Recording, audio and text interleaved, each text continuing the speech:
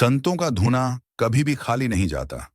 जो उस धुने की अग्नि के पास बैठ जाए, उसके भीतर का तमस जल जाता है और कोई ना कोई दिव्य प्रेरणा जग उठती है।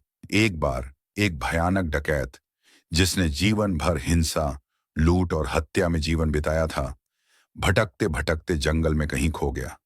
भूख और प्यास से व्याकुल वो मरने की हालत में पहुंच गया।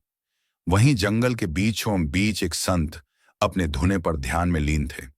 उस डकैत ने जैसे ही संत को देखा, आशा की एक किरण जाग उठी।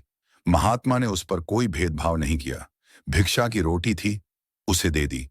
थोड़ा गुड़ और एक लोटा पानी भी पिला दिया। डकैत ने रोटी खाई, पानी पिया। उसे तृप्ति मिली, शरीर की भी और आत्मा की भी। अब जहां संत हो, वहां सत्संग की बात तो अवश्य होगी। संत ने राम नाम की महिमा, अहिंसा, करुणा और जीवन की सच्चाई की बातें कही। वो फूट फूट कर रो पड़ा।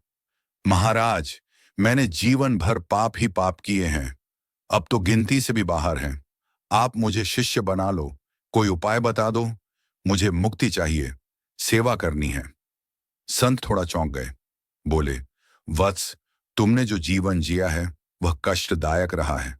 तुम्हारे भीतर अभी बहुत विकार हैं। शिष्य बनने के लिए मन और वृत्ति का पवित्र होना आवश्यक है। फिर संत ने उपाय दिया। ये अधजली लकड़ी लो, इसे अपने कंधे पर रखो और हर सांस में राम राम राम झपते हुए भारतवर्ष के जितने तीर्थ हों, वहां जाओ। जब यह लकड़ी हरी हो जाए, उस पर पत्ते निकल आए, तब समझना तुम निष्पाप हो गए हो। फिर मैं तुम्हें दीक्षा दूंगा। डकैत ने संत के चरण पकड़े, लकड़ी उठाई और चल पड़ा। सच्ची श्रद्धा थी। राम नाम उसके हृदय में बस गया था। पहली ही रात वह जंगल से बाहर निकलकर एक बड़े वट वृक्ष के नीचे विश्राम करने बैठा। उसी वृक्ष के ऊपर बैठे थे 8-10 भयानक डकैत। वे योजना बना रहे थे।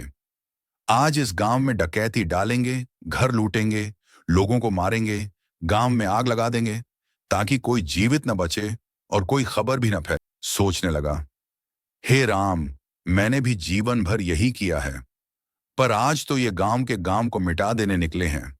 जैसे ही एक डकैत नीचे उतरा, लकड़ी का ऐसा वार किया कि वो वहीं ढेर हो गया। जय सिया राम, एक एक करके आठों को समाप्त कर दिया। अंधेरा था, कोई जान ही न पाया कि ये कौन था। फिर वो बैठ गया दुखी मन से। हे प्रभु, ये क्या किया मैंने?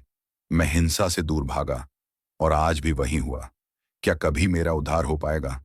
जैसे ही भोर हुई, उसने देखा वो अधजली लकड़ी हरी हो चुकी है। उसमें पत्ते फूट आए हैं।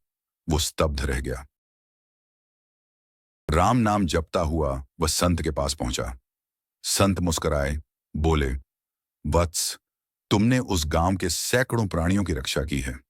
अब तुम दीक्षा के अधिकारी हो। और फिर संत ने उसे शिष्य बना लिया। उसका जीवन बदल गया। राम नाम की शक्ति अपरंपार है। कोई कितना भी बड़ा पापी क्यों ना हो, सच्चे मन से प्रायश्चित करे, सत्संग और संत कृपा से सबसे कठिन हृदय भी पिघल सकता है। अहिंसा केवल किसी को न मारना नहीं, वरन उसे बचाना भी है।